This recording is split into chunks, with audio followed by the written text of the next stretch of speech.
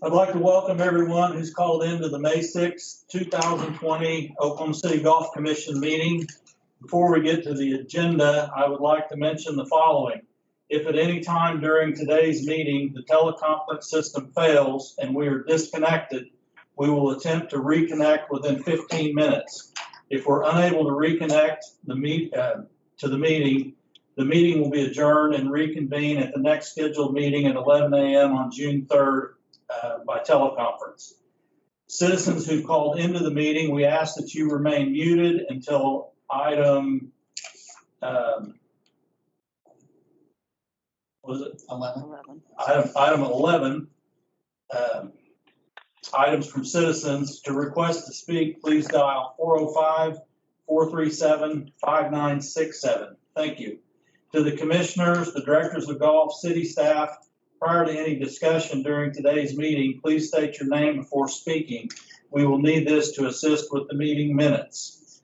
Commissioners only, during any vote, you must state your name and then state your vote. All right, moving on to item 2, approval of the meeting summary of the April 1, 2020 meeting. Mike Cassidy, so make the motion to approve. Have a second? Second. Andy Coach, second. Any discussion? Are we going to do it? Roll call. We're going to do a vote by roll call. George Barnes, Approve. Tom Caraway, Approve. Mike Cassidy, Approved. Andrew Coates, Approve. Carrie Decker, Approve. Leanne Fairley, Approve. James Reed, Approved. Elliot Yaffe, Approve. Leroy Richardson. Approve. The motion carries. Moving on to item 3, we've received the financial statements. I'm sorry? We've received the financial statements. Item 4, received fiscal year 2021 golf course budgets, and I believe Sean Simpson would like to discuss a couple of items. Yes, thank you, Mr. Chairman. This is Sean Simpson, the trust specialist. Just a few comments on the budget sheets. These are probably not the normal budget sheets you're used to seeing whenever you receive them. I was working with the budget office to get these done prior to us filing this agenda, and they were not quite ready with their normal file, so they had me use the worksheets that each director of golf submitted. There are a couple things I wanted to point out. Just with some figures that got off when I transcribed them to these sheets. Stewart's Golf Course had a line item in revenues as a negative $10,000. I've worked with Brandon. We've corrected that on here. It's not going to be reflective on your sheets, but that line item that shows negative $10,000 as revenue is now a 0. And in the expense side, to account for that, it has gone into the equipment line item. When you get the official budgets, they should be pretty similar to these. I've worked with the budget office up to last Thursday to get them up to date, and I believe they finished them as of this morning. I just have not seen them yet. Anything further? No. Mr. Chairman, Doug Cupper. Yes, Mr. Pepper. I just want to make sure that that you or Mr. Cassidy might share the conversation that you had with the city manager and the finance director a couple weeks ago about the possibility of the reduction of use of water at the golf courses due to the constraints that we have in our operating budgets of the general fund and the health of that general fund and the need to reduce the amount of water that the city may have to pay for out of the general fund budget at the golf courses. If you might, you or Mr. Cassidy want to share that budgeted, that budget item. Just as a reminder, the golf commissioners, the Parks and Recreation Department turned in a budget that was 11.25% less for the budget 2021 budget as it was for the 2020 budget. The city is possibly facing a $35 million deficit overall. So if you would, I'd appreciate it if you share that conversation. Thank you. Mr. Cassidy, do you want to respond? And Mr. Cupper, to begin with, I've already sent a notice, an email to the directors about that conversation and the request to reduce the water expenses, in particular, possibly reducing watering fairways. We've got to maintain the tee boxes and the greens, but cutting watering of the fairways. So that I've already conveyed that to the directors. Thank you, sir. As have Mike Cassidy, as have I. Thank you, gentlemen. Appreciate it. All right, moving on to item 5, discussion action to discuss and determine continued phased reactivation of golf courses and ratify and approve the actions of the chairman regarding reactivation of the golf courses on May 1, 2020. I guess what I would like to do is have some just some first discussion with the directors to see how the public has responded to our restrictions and what they might consider a good plan moving forward, and maybe a timeline to help get us open. Would anyone want to address that?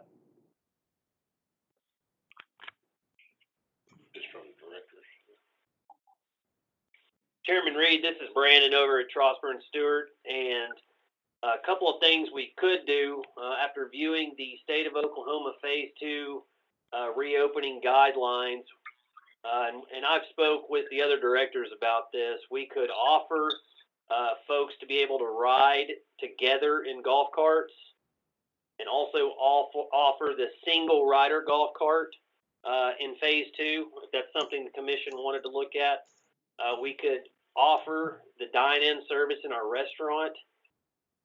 Those are just a couple of thoughts that we had. And basically, if you look at Phase 2 guidelines for the state, there's not a lot that changes.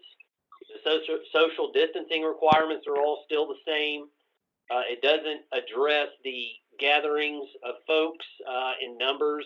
Like, they don't throw out a specific number that they're going to allow. So my assumption is that it's going to be still going to be 10 or less in the facility at any time, including employees. So our Phase 1 guidelines that we currently have in place, I don't see a lot of it changing. I'll move on to how the public has received this. Here at Trosper and at Stewart, it's gone very, very well. The public has given us zero problems with requiring them to ride in their own cars. It has not been an issue to date, and I don't foresee it being an issue in future days. And if you're curious, the Oklahoma plan for Phase 2 implementation is May 15th, so we still have a few days, almost 2 weeks, before we're going to know if the state is going to move on to Phase 2. Prior to the state doing that, they have to meet all Phase 1 requirements. And that's all I have to share. Anyone else care to comment? This is Alcy, and I'd like to share something concerning the water. I'd like to see consideration be given to treat the untreated water differently than the treated water. Presently, we pump directly out of the lake, and the water has not gone through the treatment plant.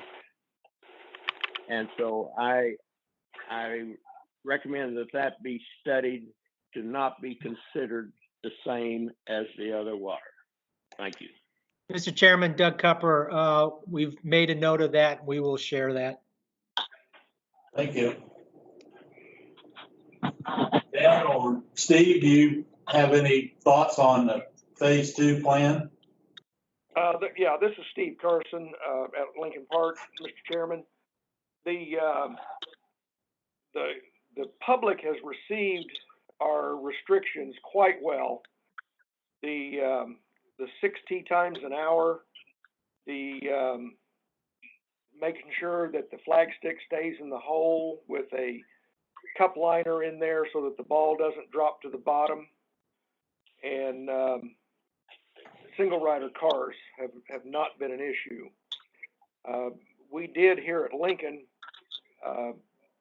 almost run out of cars on a couple of occasions this weekend. We had people waiting basically on the tee for their car, and in a couple of cases these were groups that if they could not ride, they would not played golf. But we were able to take care of all the customers. Had very busy weekends. Looks like based on the tee sheet, we're going to have very busy weekends again. Today, for instance, I'm totally booked on both golf courses till about 4 o'clock, and actually 5 o'clock on one golf course. So it's been a pleasant experience. Everybody's accepted the changes that they can't congregate in the clubhouse. Haven't had really any issues there.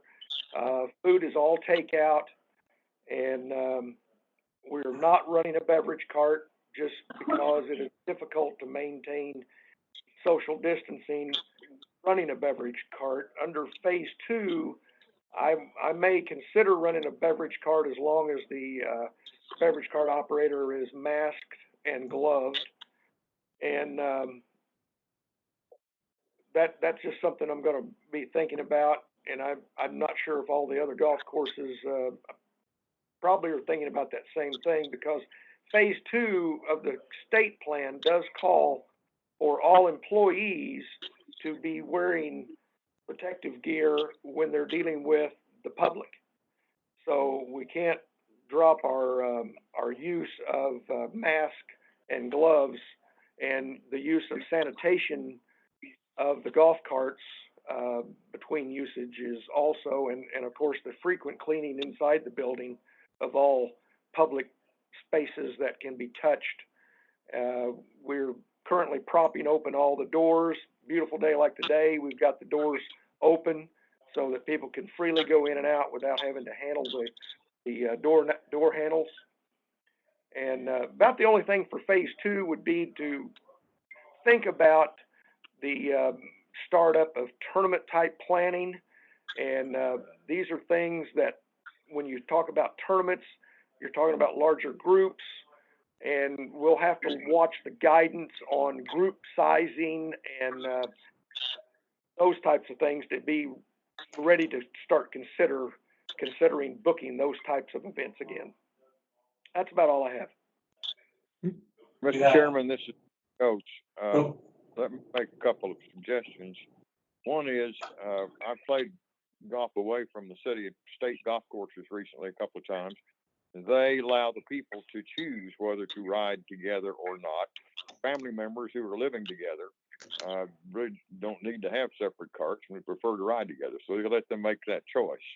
I'm not sure whether we can or not, but it seems to me that it's silly. The second thing is you ought to listen to the experts about whether wearing gloves is essential. Some of the experts think it's worse than not wearing gloves because people think they're somehow immune. It doesn't really help you to do anything. If you have sanitized your hands, it's just as well off as having gloves, because it doesn't protect anything. Once you touch some of that stuff, it's on the gloves, and it doesn't help you any not to have it, because people don't wash the gloves. They go ahead and use the glove to touch your nose and their head with the glove, thinking that's okay, and it's even worse. So some of the people areas are talking about the idea that you really don't.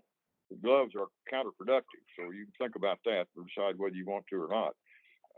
But it did seem to me that the idea of letting people choose, husbands and wives who live together all day, doesn't seem, or all night, doesn't seem to me to make any sense to require them to take separate carts. So, you all can kind of run that around, decide what you want to do with it. Mike Cassidy, Mr. Chairman, the main complaint I have heard is, the single rider cart. A lot of people think when they ride together to the golf course, they ought to be able to ride together whether they're family members or not. It should be their option as opposed to being it dictated. So that's all I have. Mr. Chairman, Doug Cupper, Steve, you might, and others, if you do start up a beverage cart, you might try to figure out how to attach one of those hand sanitizer dispensers onto the cart, so that not only the attendant, gloved or ungloved, can sanitize their hands from hole to hole, and the golfers can then sanitize their hands as they receive products. Just a thought. This is Steve Carson. That's a good thought, Mr. Cupper. Just for clarity, Commissioner Coates, we are allowing family members to share carts at this time.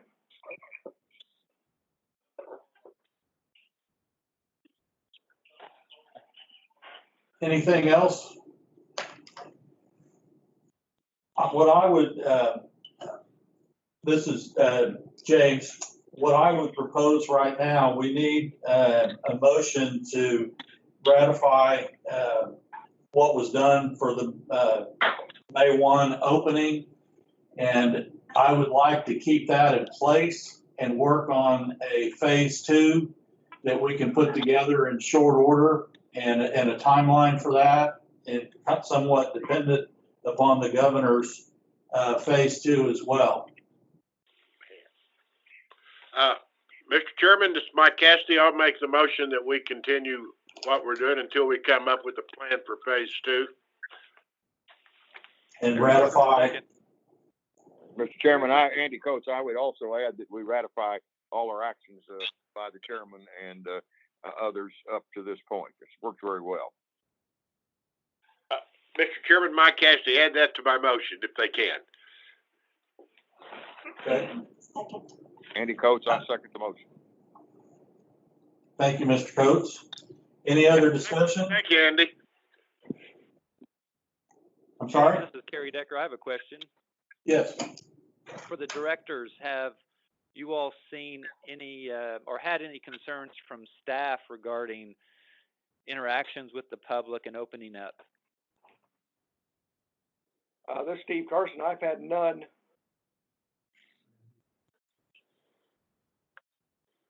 Brandon at Trosper Stewart. I share the same as Steve. Had no complaints, no issues.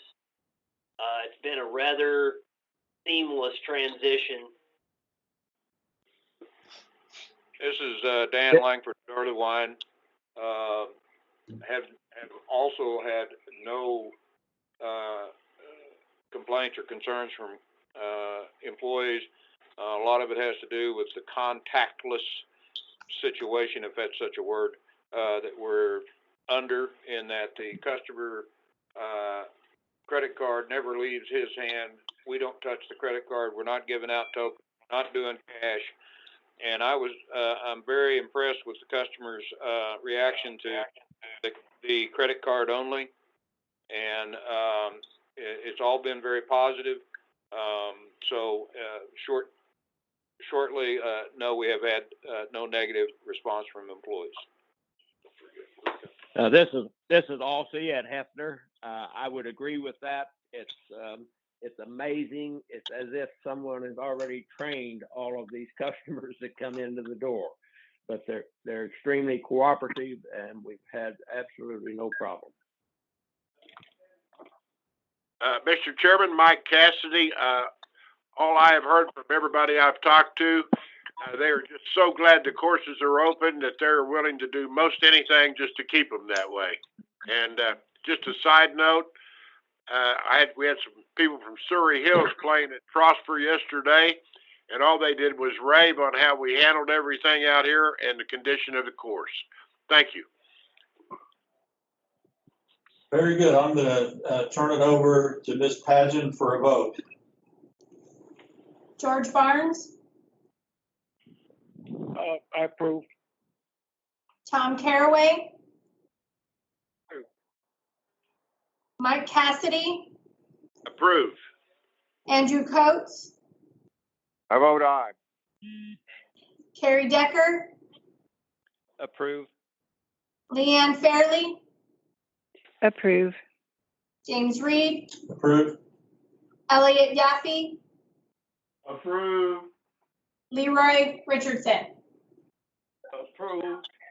The motion carries. Moving on to item 6, discussion action to approve new beer prices, $3 for domestic beer and $3.50 for imported beer. Mr. Cassidy, would you like to enlighten us on this? Mike Cassidy, my finance committee is unanimously recommending this, and the $3 for domestic and $3.50 for imported beer. That is before taxes, and actually, if they have special price on beer that they can sell a little cheaper, they can run specials. So I make the motion that we approve this. Like I said, the Finance Committee unanimously supports this. I'll second the motion. Is there any discussion? I have some discussion, Mr. Chairman. This is Elliot. I'd just like to thank Mr. Cassidy for his work on this issue. He was a staunch advocate for the golfers in the system. He should be commended for his effort, along with you, Mr. Chairman, for showing leadership in this area. We appreciate it. I know the golfers do as well. Thank you, Mr. Yaffe. Is there any other discussion? I want to thank Mike Cassidy. Thank you, Elliot. Yes, sir. Mr. Chairman, this is Steve Carson. I'd like a couple of points of clarity. Okay. I assume this is for 12-ounce cans of aluminum cans of beer, not the 16-ounce aluminum or bigger cans. That's correct, Steve. This is Mike Cassidy. That's correct. And it is Okay. the $3.50 for the 16-ounce cans? Is that good? I'm sorry? Is the $3.50 for the 16-ounce cans? Mr. Chairman, I have to say that I hadn't thought about that. All I had thought about was the 12-ounce domestic and imported. If the directors of golf think that $3.50 on the domestic 16-ounce cans is a good price, then I will put that as part of my motion.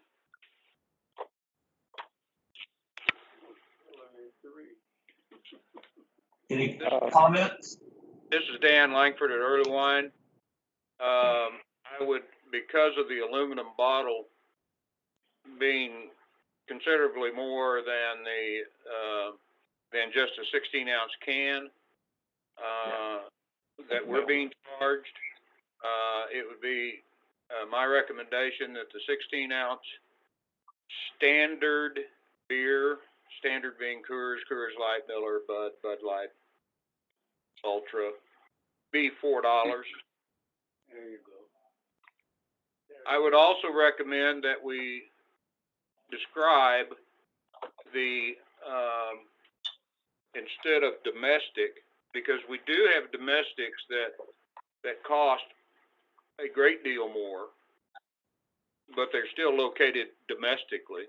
I would prefer the word standard beer 12-ounce can. And then as far as the other one, I would change the verbiage from imported to premium.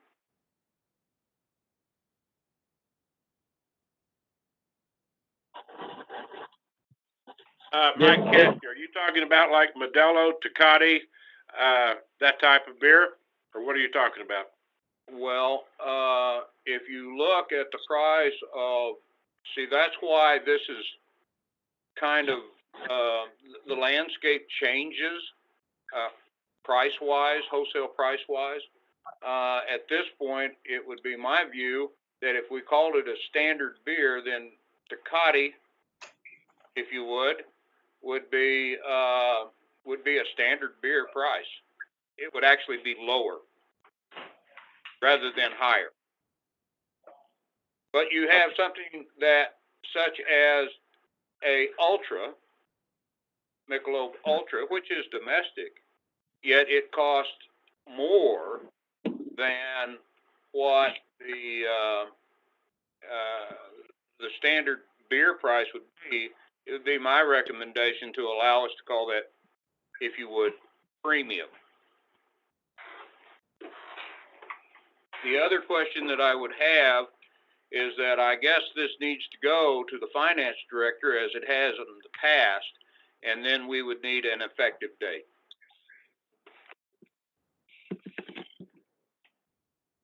Mike Cassidy, how soon could we get this to the finance director?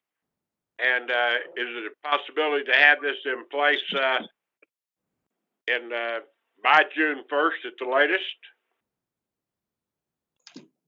This is Sean Simpson, Trust Specialist. I believe that we could get this approved on the OC PPA and have it effective June 1st.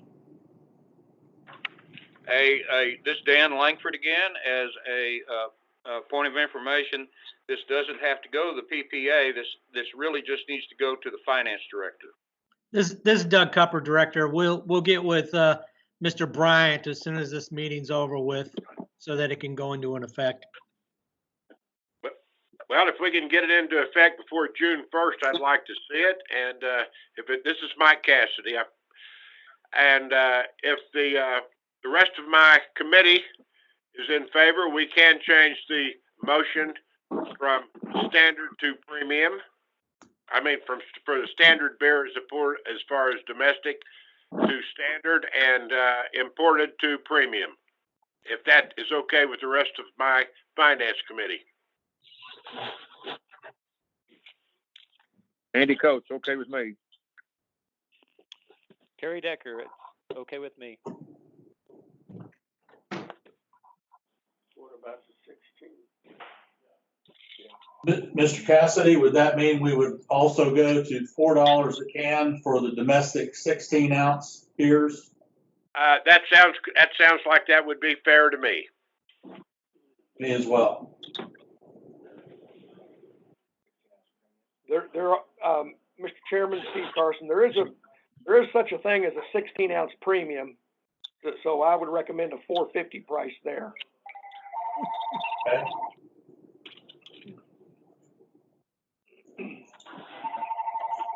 How much are you charging for the 16-ounce premium now, Steve?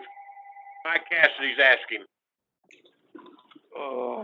Hang on, I'll have to get that exact number for you.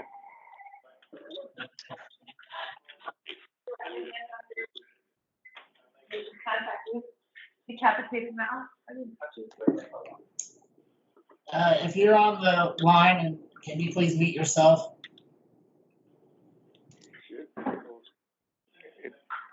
Whoever was talking, please.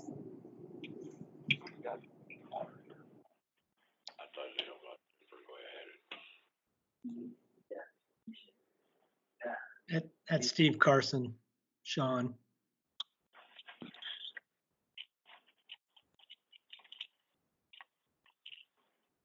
Still working on it, 475. It's now, the answer is now $4.75 on that premium 16-ounce. So it would be going down a quarter on that one. Well, let's make it 50 cents. Go to $4.25 on it?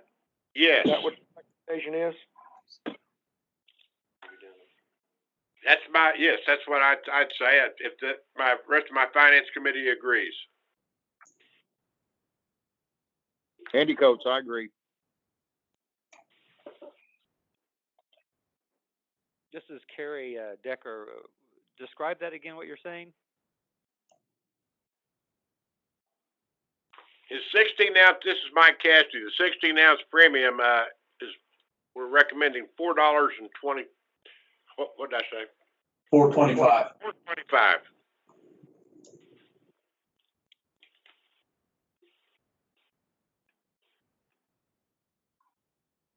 This is Carrie Decker again, and 16 ounce standard is going to go to $4 Correct. before taxes. That's my understanding. Yes, sir.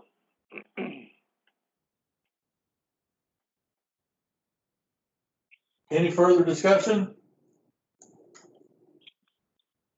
I'll turn this over to Ms. Pageant for a vote. George Barnes, I vote aye. Tom Caraway, Aye. Mike Cassidy, Approve. Andrew Coates, Aye. Carrie Decker, Approve. Leanne Fairley, Approve. James Reed, Aye. Elliot Yaffe, Approve. Leroy Richardson. Approved. The motion carries. Moving on to item 7, discussion action to transfer up to $100,000 from the operating reserve to pay debt service on outstanding bonds if needed. Mr. Simpson, do you want to address that for us, please? Yes, we wanted to put this item on here. We were discussing kind of our projections for May, and I honestly don't foresee us needing to move the entire $100,000 over. Just in the first 5 days of May, we already have about $20,000 of surcharge revenue collected from this past weekend. So, if we have 3 more weekends like we did this last week in May, I don't think we'll have to transfer any of it. We wanted to put this item on here up to $100,000 as a worst case scenario if, on Monday the mayor came out and shut down golf again and we didn't have anything. So this is kind of just as a backup item in case we need to move any money over prior to the next meeting. We'll have the authority to do so. And I will keep Mr. Cassidy and the Finance Committee updated on where we're at through the month. Do I have a motion? I make the motion that we approve this. Mike Carrie Decker, Cassidy, second. pardon me, Mike Cassidy, I make the motion we approve. I Carrie second it. Decker, second. Leroy Richardson, second it. Is there any further discussion on item 7? Hearing none, we'll turn it over to Ms. Pageant for a vote. George Barnes, Approve. Tom Caraway, Aye. Mike Cassidy, Aye. Andrew Coates, Aye. Carrie Decker, Aye. Leanne Fairley, Aye.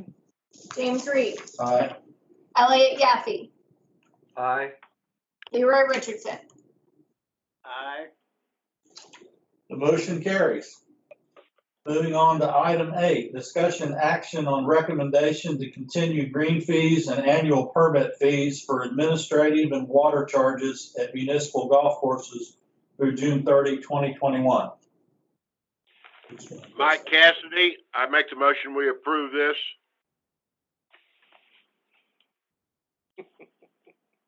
Do I hear a second?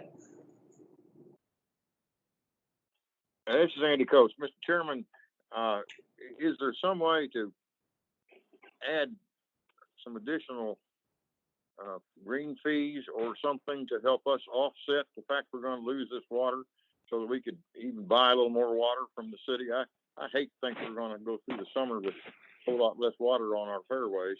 That's going to cut into our revenue stream as well as look like hell. I don't know that some kind of temporary increase in green fees to cover this period of time brought on by the pandemic might be a way to offset that significant loss of the water. Mike Cassidy, Mr. Chairman, if I might comment just briefly on a little history on this. When Jim Couch was our city manager, at one time we weren't paying for water at all. We were paying for admin fees. And Mr. Couch, I forget how many years ago, we made the agreement that we put 50 cents on a regular fee and 25 cents on a senior fee to help pay for water and admin charges. And we were assured at that time that that would take care of it. And I believe, Mr. Brummett or someone with more expertise can explain further, but I believe, according to the bonds that we are paying for to have built these new courses, that the city was definitely supposed to supply us water. And somebody needs to double check me on that, but I believe that was that was the deal. Thank you.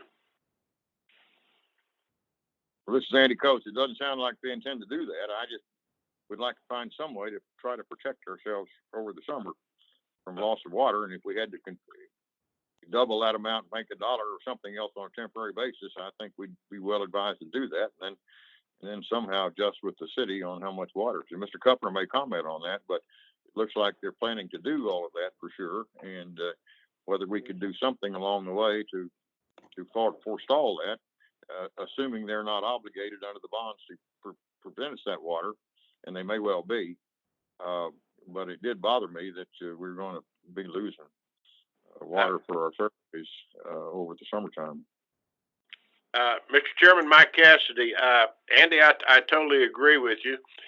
And everybody talks about tee boxes and greens, but the fairways are, for most players, I believe, are equally as important as the tee boxes. And like I said, I would like if Dan could double check on what I said about the city providing water. I would appreciate it. And I agree with you, Andy. If something has to be done and we need to increase for a while, of course, when we have increased for a while, we never cut green fees.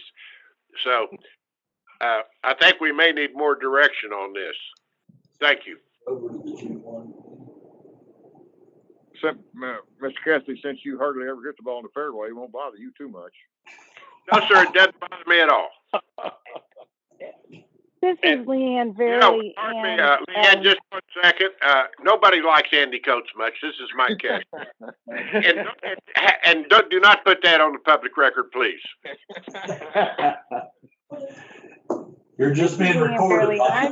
I'm all for green fairways and all that, but I do know that the United States Golf Association, and I know all the pros all know this, firm and fast is what we're trying to get to. We don't overwater our golf courses as it is.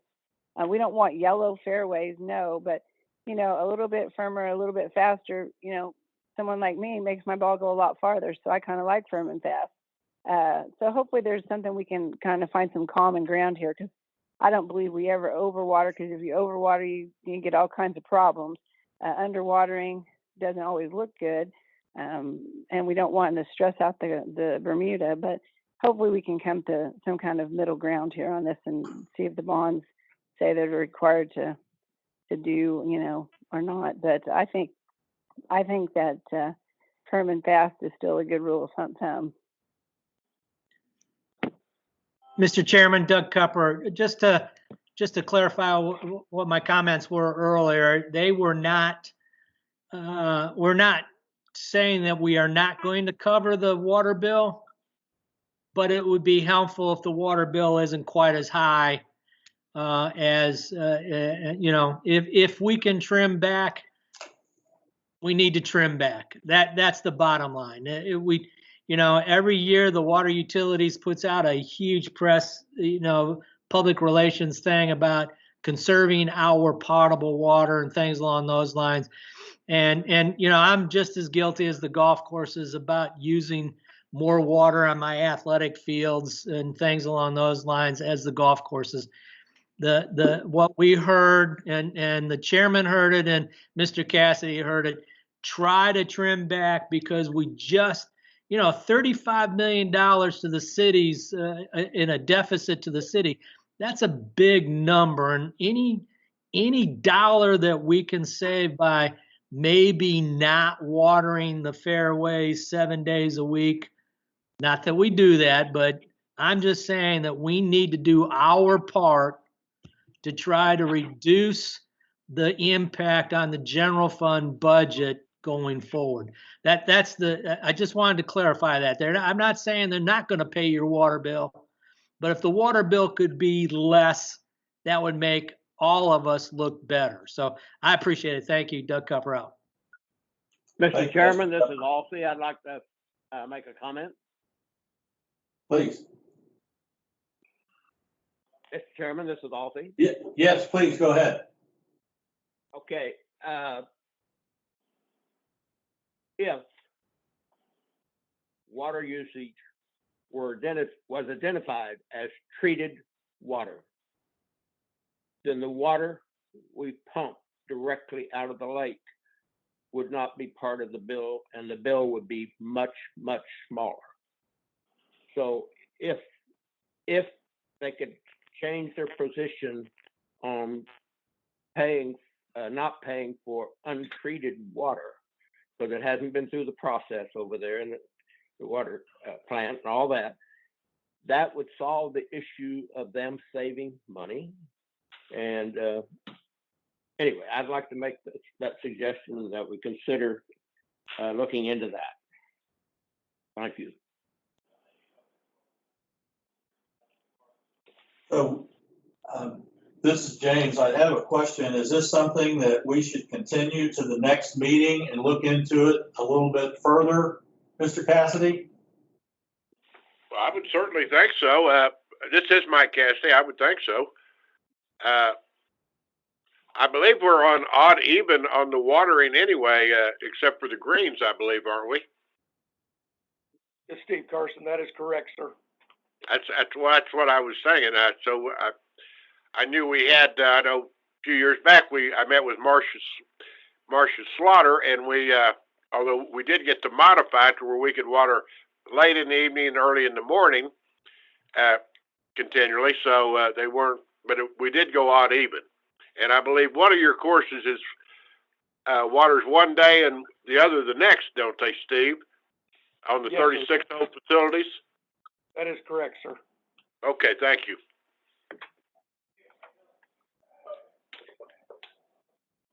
So, Mr. Cassidy, should we carry this over to the June 3rd meeting? Yes, Mike Cassidy. Yes, sir. I believe we should continue it, and I totally agree with Doug, Mr. Cupper. Sometimes I overwater my yard too, and I've had to actually had to point out to my neighbors that it is odd even, and they're not supposed to be watering. So I think we all need to try to conserve as much as possible. Thank you. Very good. Then we'll continue item 8, the June 3rd, 2020 meeting. Moving on to item 9, items from commissioners. Mike Cassidy, I want to thank all the directors of golf and Sean Simpson especially for the great work they've done this last 6-7 weeks after we were shut down. They gave me all the information I required, and they educated me, and I just want to thank them all for their diligence and for their hard work. Thank you so much, all of you. Thank you, Mr. Chairman. And this is James. I would like to second that as well. That I'm just elated at how seamless getting back up and running under these restrictions has been. And I've been to a couple of the courses, and it's just been an outstanding experience, even with the restrictions. So I appreciate the directors and their staff and all they've done to get us up and running. Are there any other commissioners have a comment? Yes, Leroy Richardson. Point of order on number 7. Number 8. Item 8. A false connection. 8. Yeah, my connection's been in and out. On Tom on Caraway. 8. on 8, I think, we need to pass that, shouldn't we? Yes, we've passed it to the June 3rd, 2020 meeting. We did pass it? No, we didn't pass it, they're just. We continued it. Yeah. They're gonna vote next month though.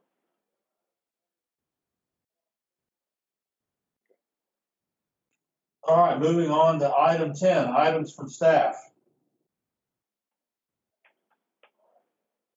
Hearing none. Item 11, items from citizens. Have any comment? We need to do a roll call. Commissioner Barnes, I have lost connection. I'm sorry? Commissioner Barnes said he lost connection. Okay. But don't they need? All right, but before we adjourn, we also need to do a roll call of those who participated or called into the meeting.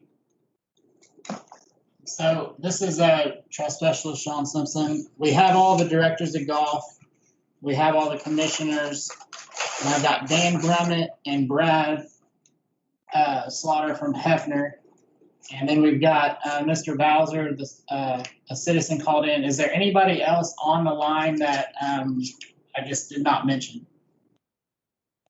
Mike Julia Butler is on the line. Julia Butler? Yes. And the other person, I'm sorry? Mike Hinchy with GSB Architects.